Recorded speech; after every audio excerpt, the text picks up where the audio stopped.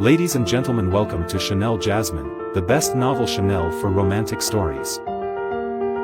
Hai guys, selamat datang di channel Jasmine, channel terbaik untuk menyimak novel-novel romantis.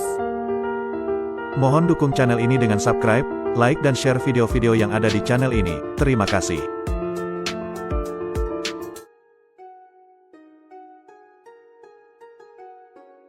Perintah Kaisar Naga bab 4917-4918. Setelah pelayan itu menerima token, matanya tiba-tiba terbelalak dan dia bertanya dengan heran, "Di mana kamu mendapatkan token ini?" Nada bicara pelayan itu terlihat agak kasar, yang langsung membuat Dev sangat tidak senang. "Apa urusanmu ingin mengetahui bagaimana aku bisa sampai di sini? Katakan saja padaku apakah kamu bisa menukarnya dengan uang?" Dev berkata dengan dingin. "Kalau begitu, tunggu sebentar." Setelah berkata demikian, lelaki itu memberikan token itu kepada Dev, lalu bergegas berjalan ke belakang. Tak lama kemudian, seorang pria setengah baya berjubah abu-abu keluar. Setelah melihat Dev dan dua orang lainnya, dia berkata sambil tersenyum, "Aku pemilik toko di sini. Silakan masuk, kalian bertiga." Dev dan dua orang lainnya melihat bahwa pemilik toko itu cukup sopan, jadi mereka mengikutinya masuk. Tetapi siapa sangka bahwa begitu dia masuk ke dalam ruangan, Dev menyadari bahwa formasi sihir langsung aktif di sekitar ruangan. Dev mengerutkan kening dan segera menangkap pemilik toko itu. Mengaktifkan formasi sihir secara tiba-tiba jelas bukan hal baik. Namun sosok pemilik toko itu menghilang dalam sekejap, lalu muncul di belakang Dev dan yang lainnya. Humazi dan Siurui juga bereaksi. Mereka berdua berbalik dan menyerang pemilik toko. Pemilik toko menekan dengan telapak tangannya, dan seluruh ruangan tiba-tiba dipenuhi tekanan. Dev, Humazi dan yang lainnya merasa seolah-olah ada ribuan gunung menekan mereka dan mereka tidak bisa bergerak sama sekali. "Apa yang akan kamu lakukan?" Dev bertanya kepada pemilik toko. "Izinkan aku bertanya, dari mana token ini berasal?"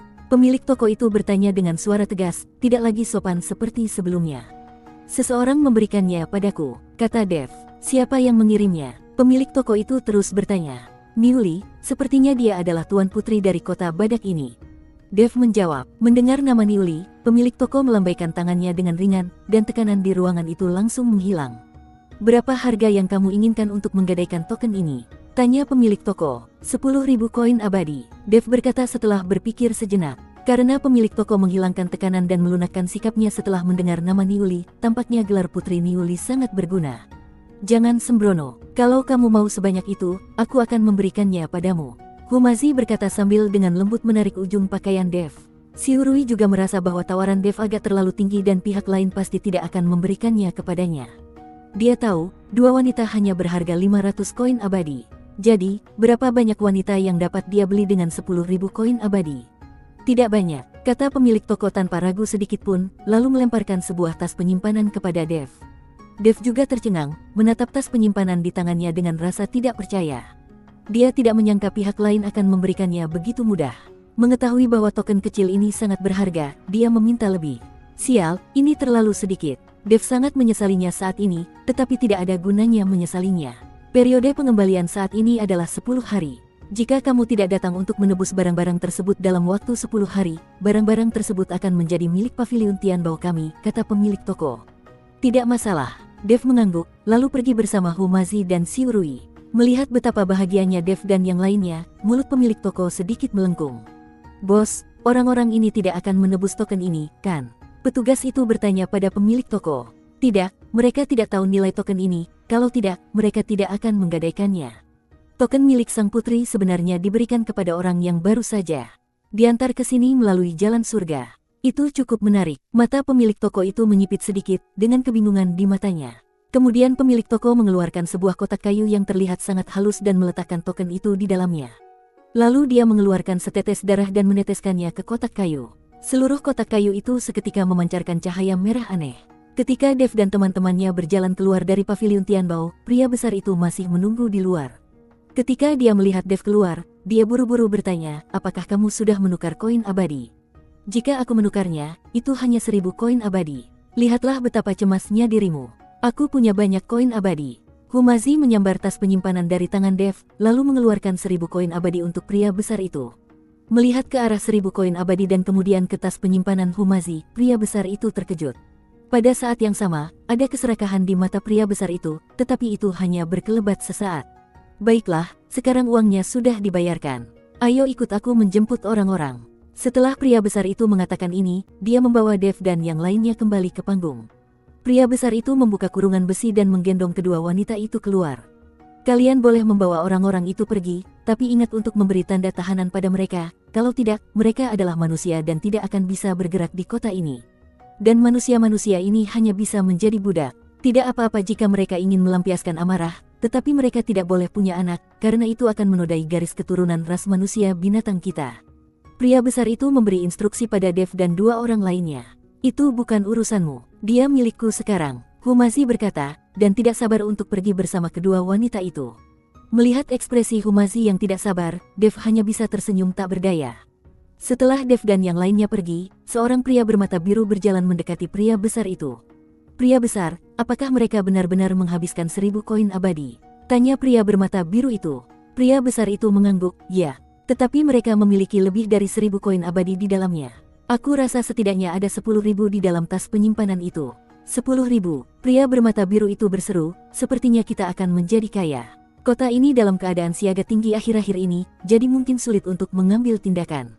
Ada tim tempur yang berpatroli di setiap jalan.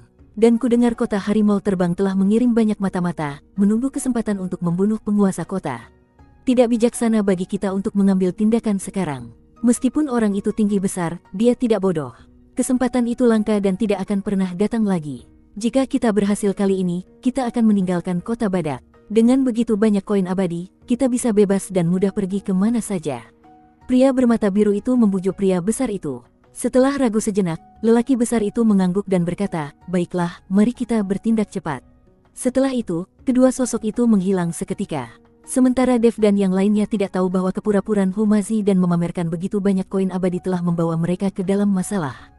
Humazi membawa kedua wanita itu ke tempat terpencil. Ada nafsu di matanya dan dia terus menjilati bibirnya. Melihat kemunculan Humazi, kedua wanita itu gemetar dan berkata dengan tubuh gemetar, jangan bunuh kami, tolong, jangan bunuh kami. Asalkan kamu tidak membunuh kami, kamu boleh membiarkan kami melakukan apa saja, apa saja. Kedua wanita itu berlutut di tanah sambil menangis. Dev melangkah maju, membantu kedua wanita itu berdiri dan berkata, kamu tidak perlu takut, kami tidak akan membunuhmu. Kami, sebenarnya adalah ras manusia, jangan takut. Mendengar perkataan Dev, kedua wanita itu jelas terkejut, karena mereka tidak merasakan aura ras manusia dari Dev dan 3 orang lainnya. Kalian berdua berasal dari mana? Si Urui bertanya. Lagi pula, melihat kedua wanita itu, mereka hanya berada di negeri dongeng, dan mereka pasti dibawa ke sini melalui jalan surga. Kami adalah kultivator dari dunia Wuxu. Kami diteleportasi ke tempat ini hanya karena bimbingan jalan surga. Kami tidak tahu bahwa alam surgawi begitu kejam. Kami tertangkap begitu tiba di sini. Kedua wanita itu menangis. Awalnya, mereka dianggap yang terbaik di dunia mereka sendiri, dan mungkin adalah ratu yang dapat menutupi langit dengan satu tangan. Lagi pula, mereka yang dapat dibimbing oleh jalan surga pastilah mereka yang memiliki bakat baik. Tetapi mereka tidak dapat membayangkan bahwa di dunia mereka sendiri, makhluk yang sekuat itu akan menjadi tawanan di alam surgawi. Perasaan hampa ini sungguh tak tertahankan. Namun, setiap kultivator pergi ke surga luar dan berbicara tentang keindahan alam surgawi, tetapi tidak seorang pun pernah menyebutkan kekejaman alam surgawi. Bersambung.